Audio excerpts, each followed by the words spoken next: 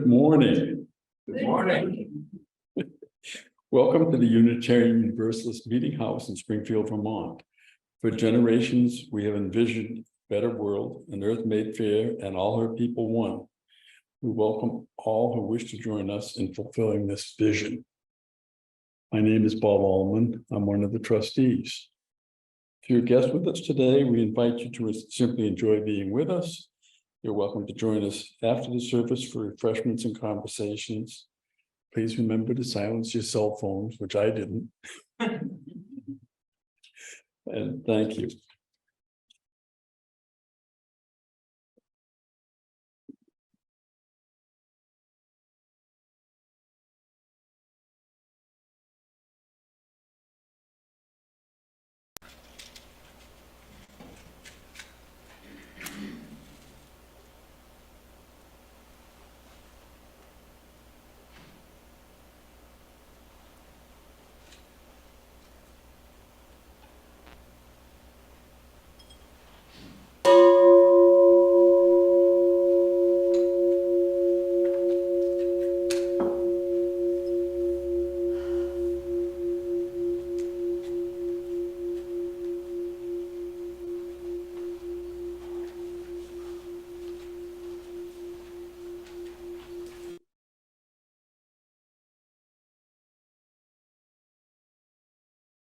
So I'm still Bob Allman, and you can't get rid of me that easily.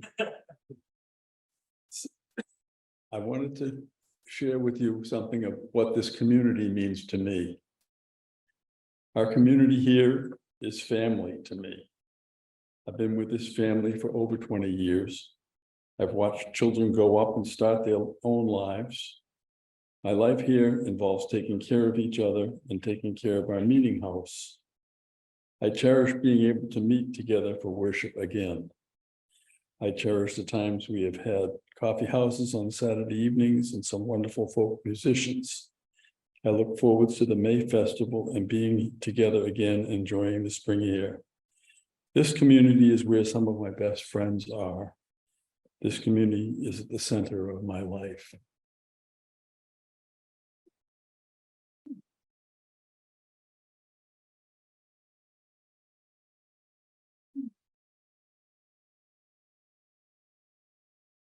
Good morning, everyone.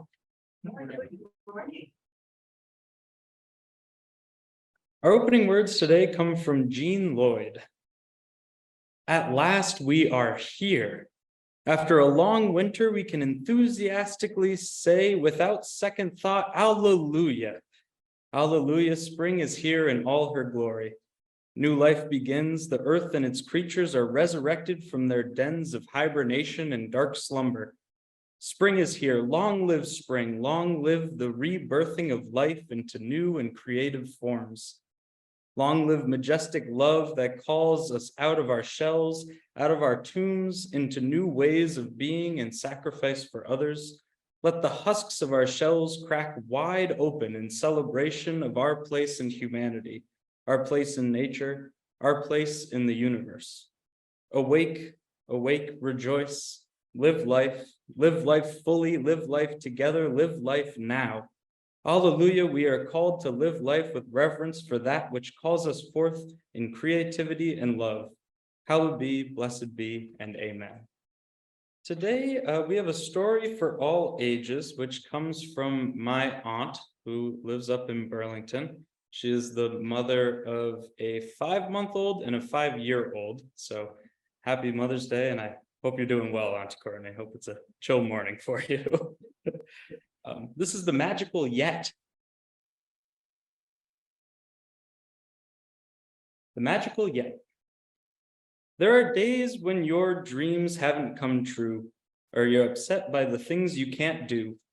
You've lost, or you failed, or cried just a bit. You're tired of waiting, ready to quit. Like that shiny new bike you couldn't ride. It didn't matter how hard you tried. You couldn't pedal and you couldn't steer and you couldn't get that bike into gear. Then when you thought you were on the right track, you popped a wheelie and fell on your back. And now you won't ride. No way. Not never. No riding for you, you'll walk forever. But don't give up now. There's a major game changer, the most amazing thought rearranger. Someone to show you how good you can get, now introducing the magical yet.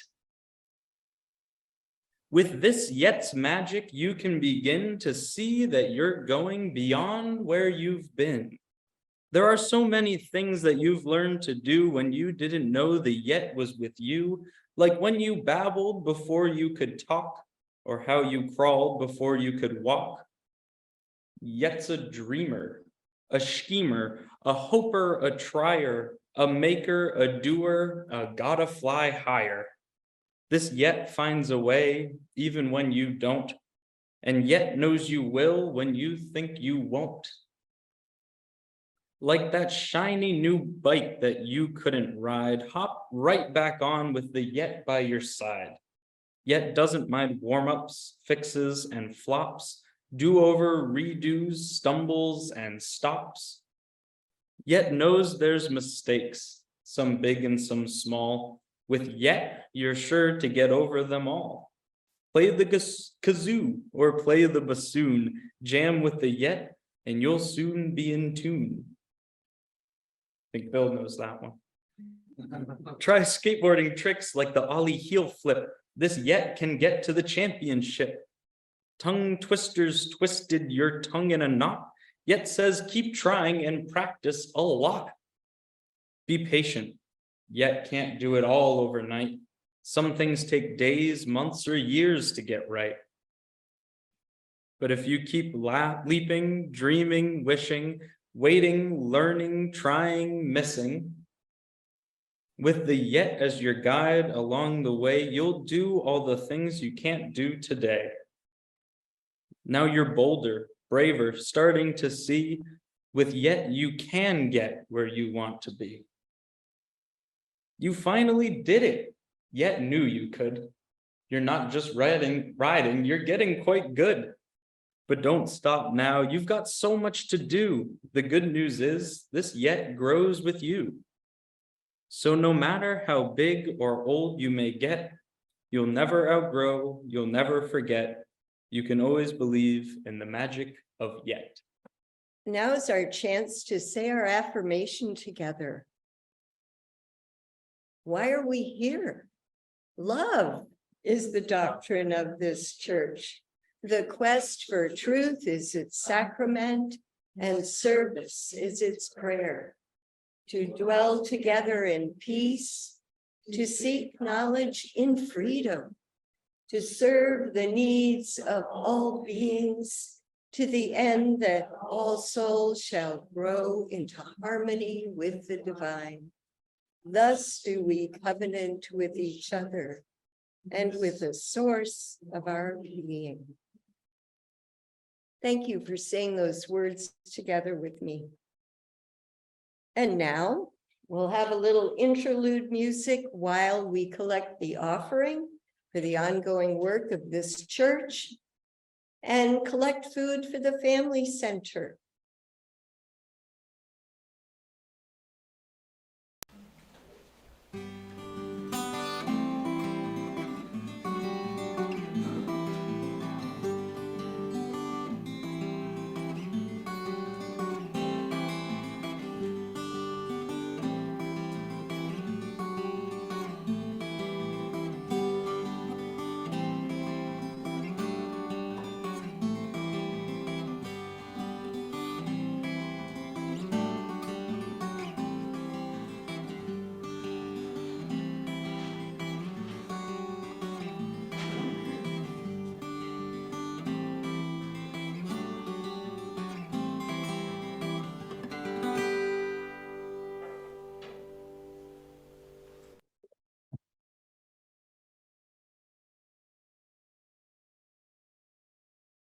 Thank you to everyone for giving as you're able, and thank you to Bill for the wonderful music.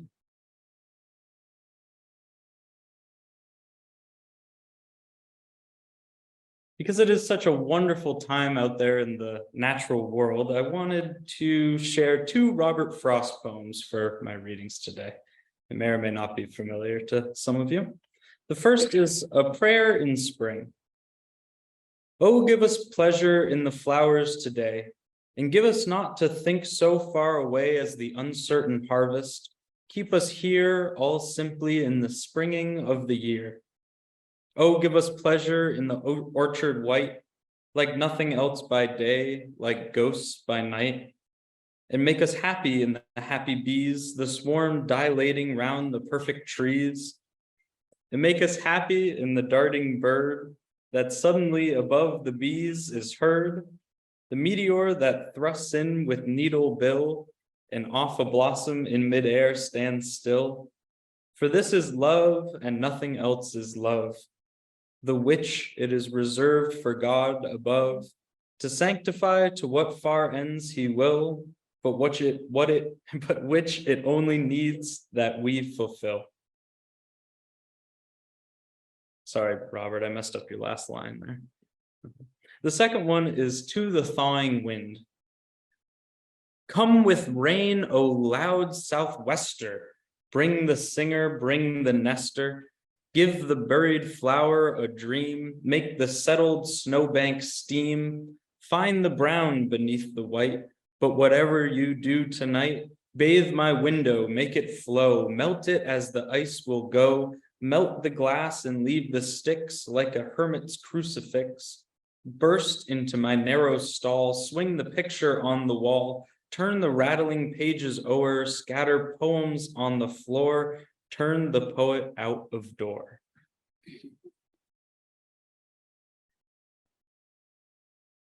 Now for our next song, which is Be Ye Lamps Unto Yourselves. I invite you all to rise as you are able and join in.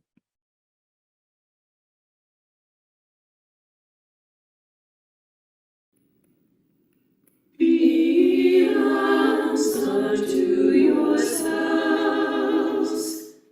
be your own confidence, hold to the truth within yourselves, as to the only lamp. Be lamps unto yourselves, be your own confidence, hold to the truth within yourselves, as to the only lamp. Be lamps unto yourselves, be your own confidence, hold to the truth within yourselves, as to the only lamp.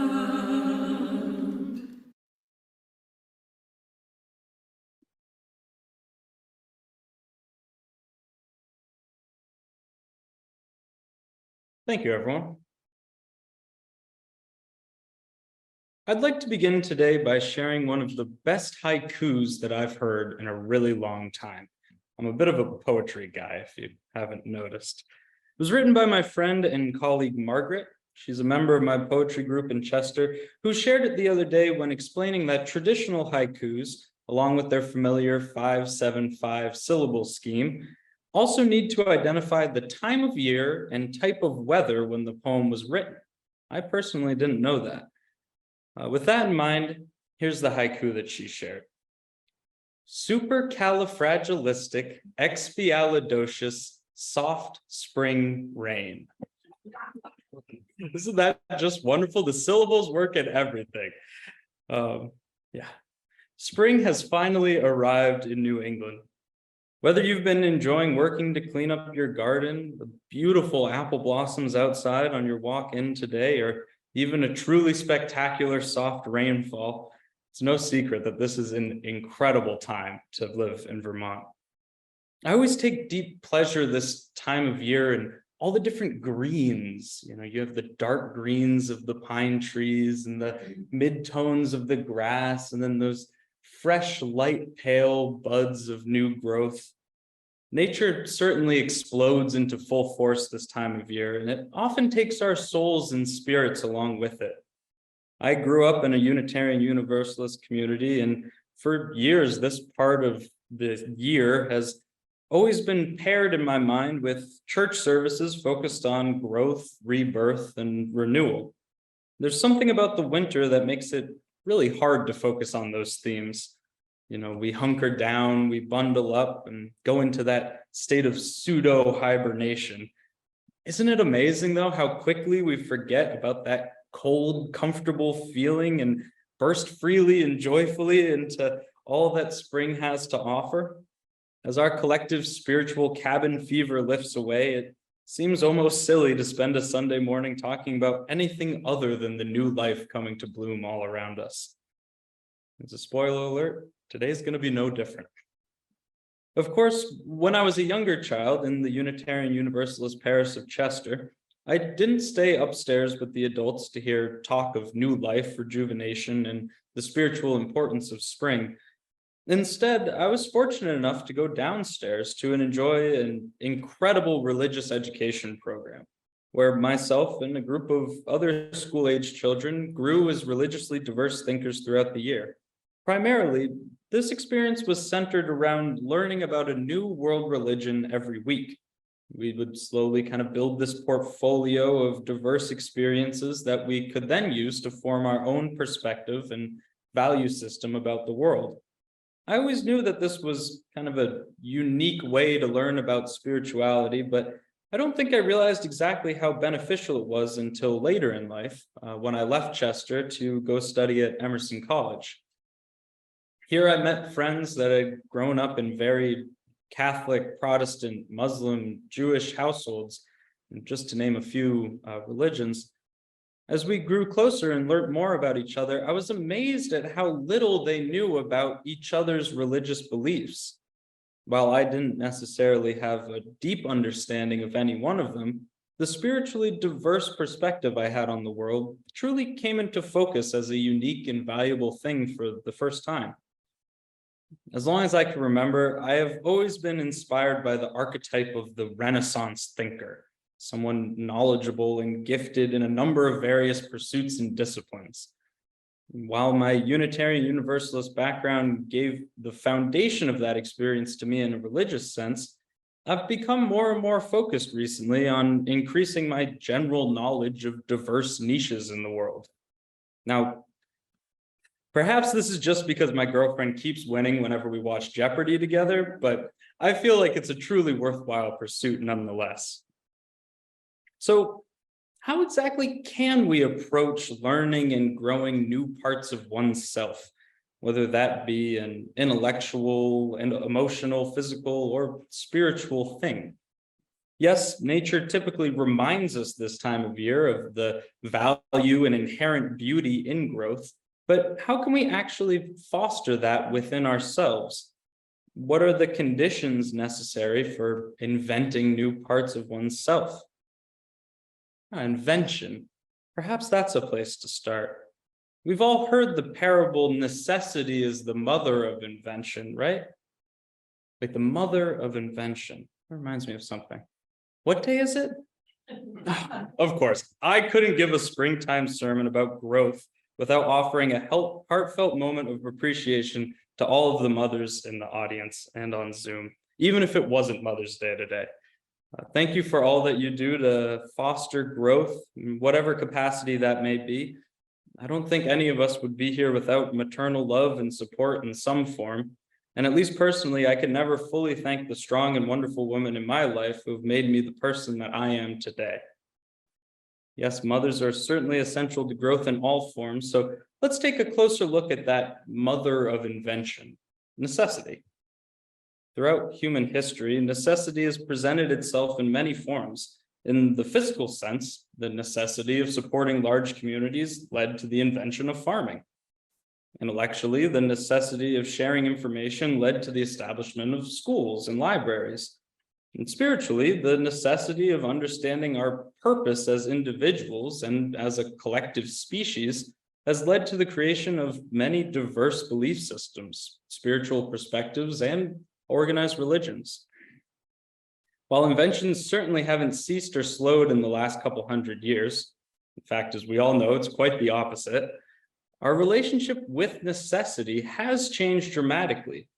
When needs aren't met in our community, we see it now as a failure of policy instead of a lack of supply or production. When you don't know something off the top of your head, it's fairly easy to punch a few keys on your little magic rectangle, as my friend Mike calls anything with a screen, and learn those answers. Now, I don't mean to imply that we've eliminated need from our society. Anyone with a certain amount of social consciousness knows that we have a lot of very needed work to do before we can say that. Inequality, poverty, and other barriers that are systematically woven into our civilization create great needs for many members of our community every day. Diverse ways of thinking and new inventions are certainly required to solve those large-scale social issues as a whole, but today I'm hoping to focus on the personal level. When we as individuals have all of our basic physical, intellectual, and spiritual needs met, when we find ourselves in a comfort zone, how can we foster new growth? How can we invent new and exciting parts of ourselves without that mother of invention? Perhaps we can return to the beginning of this talk, to the diverse spiritual background that helped me invent my own perspective on the world. Certainly across all of those religions, there must be at least one model of personal growth we could look to. In fact, I imagine that we may find quite a few. Let us begin with Christianity. Specifically, Luke chapter 8, verses 4 through 8, also known as the parable of the sower. The text reads, quote, "While a large crowd was gathering and people were coming to Jesus from town after town, he told this parable. A farmer went out to sow his seed. As he was scattering the seed, some fell along the path, it was trampled on, and the birds ate it up. Some fell on rocky ground, and when it came up, the plants withered because they had no moisture. Other seed fell among thorns, which grew up with it and choked the plants.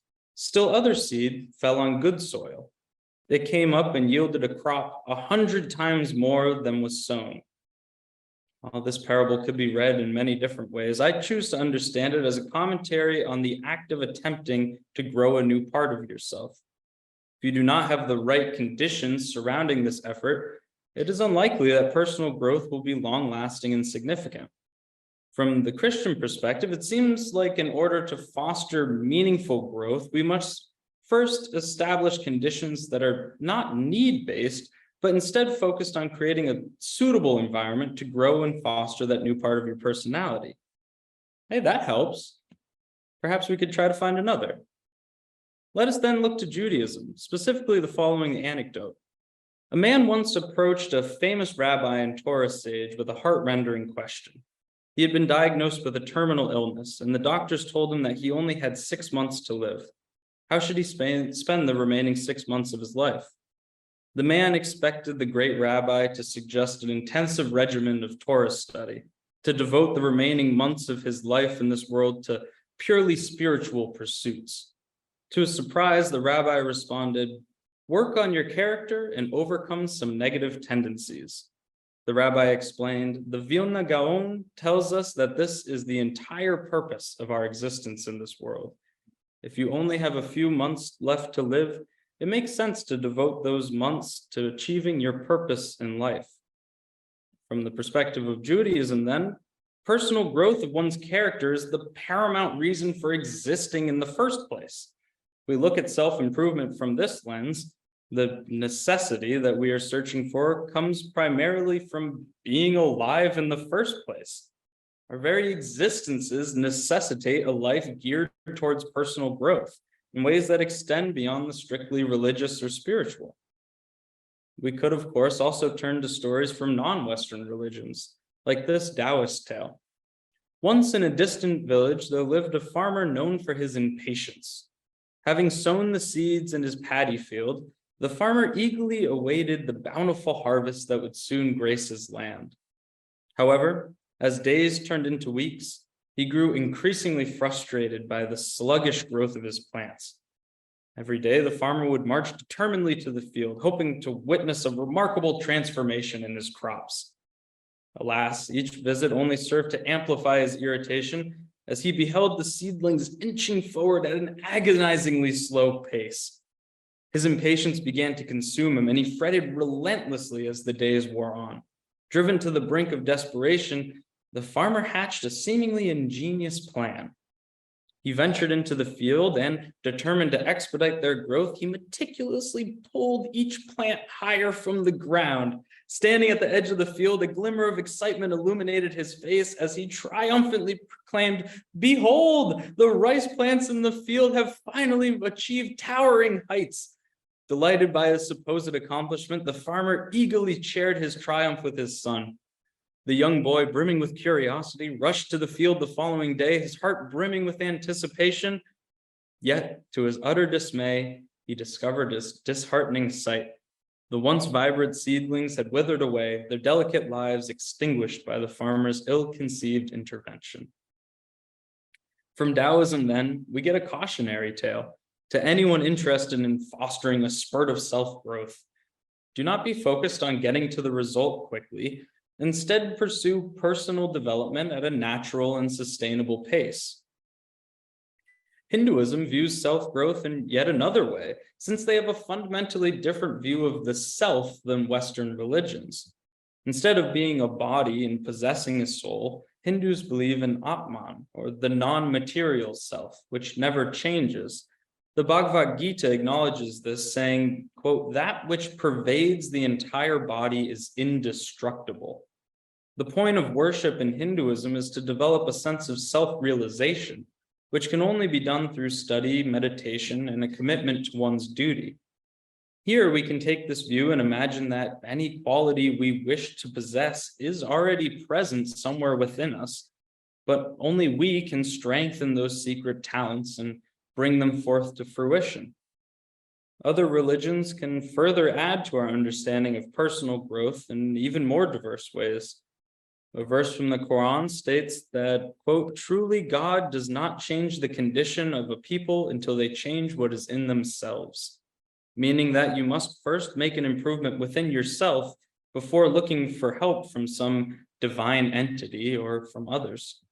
Buddhism is centered around the Eightfold Path, a lifelong journey of self-improvement that is structured around first cultivating wisdom, then developing ethical and appropriate behavior, before finally setting out to walk the path, actually embodying those learned qualities in every aspect of one's life. A Confucian proverb states, "When we see a man of worth, we should think of equaling them. When we see a man of contrary character, we should turn inwards and examine ourselves." This is teaching us that self-growth should not be pursued for the desire of being better than someone else, but for an internal desire for self-improvement. Oh, that's a lot of perspectives. Let's take a quick moment to review. Christianity teaches us that growth requires the right conditions, and Judaism adds that striving for growth is the essential pursuit of human life. Taoism teaches that all growth should happen at a natural and sustainable pace, while Hinduism and Buddhism detail the ways in which we can consider and organize this necessary lifelong pursuit. Confucianism and Islam teach that we must focus on improving ourselves before we reach out to help others, but always in a way that avoids malice or spiteful thoughts. Now, what's really amazing to me is that there are almost an infinite number of ways that one could develop a unique, varied, and diverse perspective on self-growth. Maybe you've learned all of these lessons by watching a maple tree in your front yard leaf out over this past week, or by experiencing the support and guidance of the loving mother, or by coming and joining in this community, as Bob acknowledged, and experiencing all of the diverse and valued perspectives here. Maybe it's different. Maybe your view of self-growth is entirely at odds with everything I've just laid out here. And that's okay. But what's important is that none of our perspectives, none of our views of the world came from a single source. We create our diverse views of the world by seeing and experiencing an incredibly unique set of things, whether that means something as simple as trying a new recipe, or something as daunting as preaching in front of a new congregation, or trying the COVID mask pocket square that I'm going for here. The only way to continue the development of oneself is to continuously seek out these new experiences. When we consider this, along with the lessons we took from our myriad of world religions, it seems as if we could update that old parable. As much as necessity is the mother of invention, perhaps we could also say that the need for self-invention necessitates nurturing a life full of new experiences, diverse perspectives, and influences outside of one's comfort zone. So, as we appreciate the beauty of nature's springtime self-growth coming into bloom all around us, and as we appreciate those in our lives who have helped us foster that continuous growth within ourselves, let us try to focus on ways that we can further diversify the experiences and influences within our own lives. Let us make a commitment to stepping outside of our comfort zones in an attempt to become more spiritually rich human beings.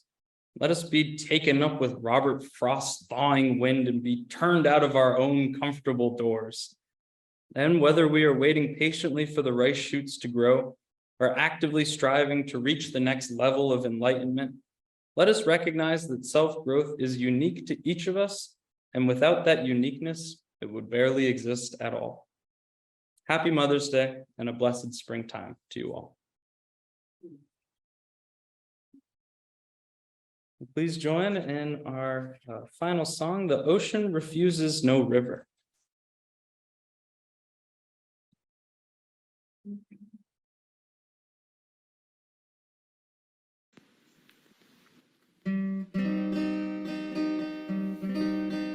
The ocean refuses no river, no river. The ocean refuses no river, no river. Ishkalam Wunderle,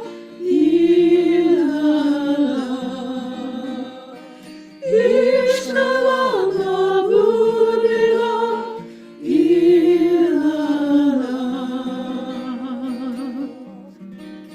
the ocean refuses no river, no river.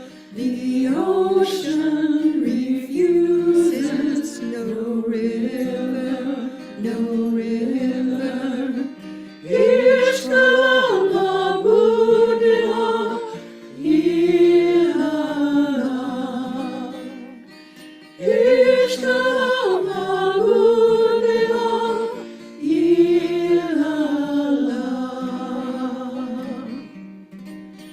the ocean refuses no river, no river. The ocean refuses no river, no river. The ocean refuses no river,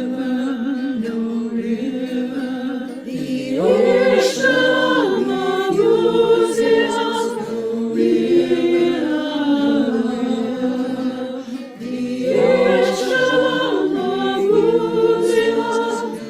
refuses